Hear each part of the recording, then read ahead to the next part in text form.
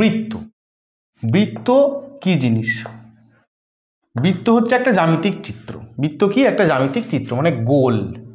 এই যে গোল, এই ছবিটাকে বলা হয় আমাদের বৃত্ত। কি বলা হয়? এটাকে বলা হয় আমাদের বৃত্ত। এই বৃত্ত সম্পর্কে আমরা জানবো। দেখো হাতে করে এঁকেছি তাই একটু তেবড়ে তুবড়ে গেছে। এই বৃত্তর কি কি থাকে না থাকে এই জিনিসটাকে আমরা দেখব। দেখো বৃত্তর যদি উদাহরণ দিতে বলো, তোমার যে রুটি খাও সেই রুটিটা হচ্ছে তোমাদের বৃত্ত।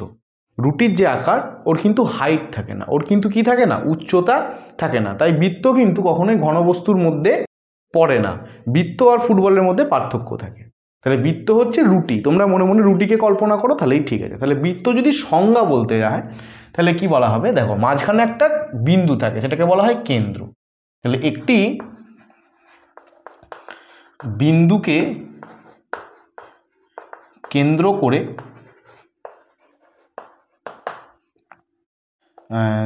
তার থেকে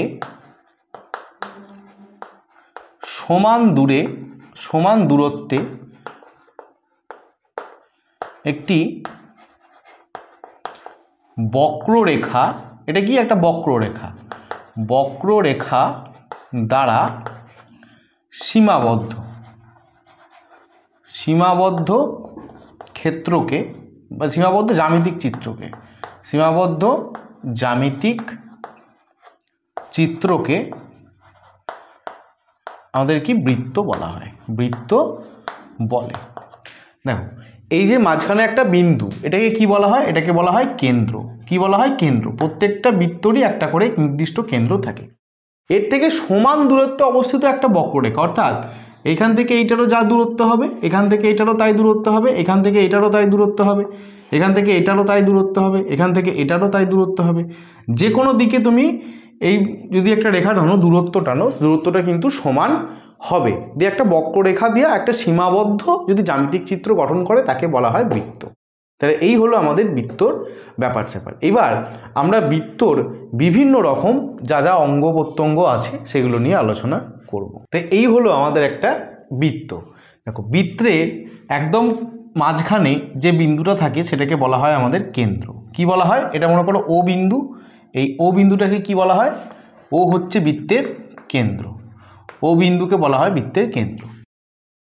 এবার এই বৃত্তের কেন্দ্র থেকে সমদূরবর্তী যে বক্ররেখাটা আছে, গোল করে যে বক্ররেখাটা আছে, এটাকে কি বলা হয়? মনে করো নাম দিয়ে দিলে একটা PQRS। তাহলে এই PQRS বক্ররেখা, PQRS এই বক্ররেখাটাকে কি বলা হয়? এই বক্ররেখাটাকে বলা হয় আমাদের বৃত্তের পরিধি। কি বলা হয়? বৃত্তের পরিধি। আচ্ছা এইবার মনে করো আমি এই পরিধির যে কোনো দুটো বিন্দুকে আমি একসঙ্গে যোগ করলাম, যেটা কেন্দ্র দিয়ে যাচ্ছে, মানে এই রকমভাবে বৃত্তের পরিধির ওপর অবস্থিত যে কোনো দুটো বিন্দু যেটা কেন্দ্র দিয়ে গেল, মনে করো AB, এই আমি যোগ করে দিলাম। এটাকে কি বলা হয়? AB সরলরেখাংশকে কি বলা হয়? AB সরলরেখাংশকে বলা হয় বৃত্তের ব্যাস। বৃত্তের কি বলা হয়? ব্যাস।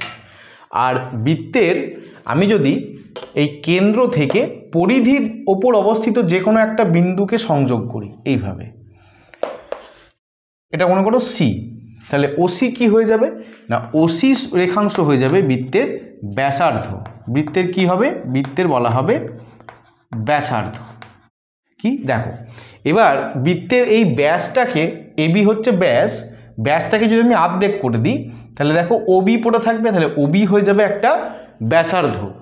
আচ্ছা এরপরে কি? এরপরে যদি মনে করো আমি এমন একটা রেখাকে যোগ করলাম যেটা বৃত্তের ওপর দুটো বিন্দুকে আমি যোগ করে দিলাম, যেটা কিন্তু আমাদের কেন্দ্র দিয়ে গেল না। এই মনে করো এটার নাম হচ্ছে আমাদের EF, E আর F। দেখো EF সরলরেখা কি? বৃত্তের ওপর অবস্থিত যে কোনো দুটো বিন্দুর সংযোগ সরলরেখা, যেটা কেন্দ্র দিয়ে গেল না। যদি কেন্দ্র দিয়ে না যায় তাহলে এই সরলরেখাটাকে আমরা কি বলবো না? EF সরলরেখাংশটাকে আমরা বলবো বৃত্তের জ্যা। বৃত্তের জ্যা। দেখো আশা করি তোমরা বুঝতে পারছো, এগুলো নামকরণ। আচ্ছা এবার মনে করো বৃত্তের যে কোনো একটা অংশ, মানে মনে করো আমি এইখান থেকে এইটুকু একটা অংশ কেটে নিলাম শুধুমাত্র, শুধু এইখান থেকে এইটুকু পরিধির একটা অংশ, এইখান থেকে এইটুকু, মানে মনে করো তোমার এইরকম লাগলো দেখতে, তোমার এরকম লাগলো, মনে করো এটাকে আমি নাম দিলাম জিএইচ। এই যে জি আর এইচ, এই জিএইচকে কি বলা হবে? জিএইচ দেখো এটাকে কি বলা হবে? এটাকে বলা হবে বৃত্তচাপ। এটাকে কি বলা হবে? বৃত্তচাপ। আর এর মাথায় একটা এরকম কার্ভ লাইন দেওয়া হবে, এটাকে বলা হবে আমাদের বৃত্তচাপ। তাহলে এই হচ্ছে আমাদের বৃত্ত সংক্রান্ত কিছু নামকরণ।